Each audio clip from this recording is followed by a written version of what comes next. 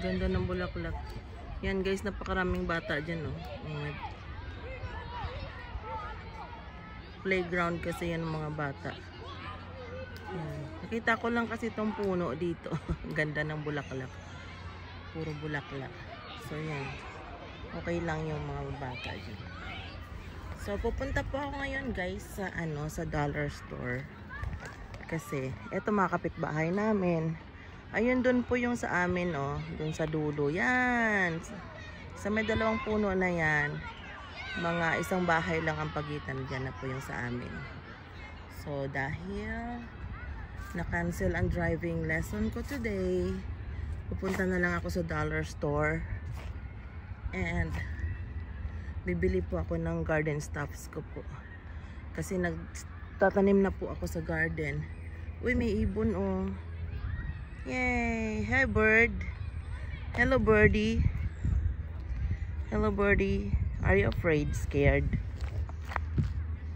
So, tatawid tayo. Wala namang sasakyan. Okay.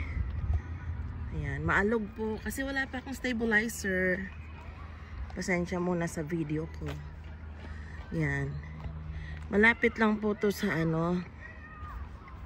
dollar store. Mga 15 minutes walk po pagbibilisan ko. Kaya guys, sige, kita tayo mamaya sa dollar store. Pagdating ko po doon, bilisan ko lang pong paglakad. So guys, nandito na po ko sa area ng Dollarama, dollar store. Yan. After 8 minutes of fast walk, yan, nag-walk lang ako. Yan, oh. Ayan na po yung dollar store. Ito yung dating ICBC. Dito po kumukuha ng knowledge test pag gusto mo mag-aral ng driving. Pero lumipat na po sila ngayon. Yan. Dito na ako sa gilid ng dollar store. Dollarama. $1 plus daw. Pero mostly mahal din. Yan. Money Mart. Diyan ako nagpapadala dati. Pero ngayon online na.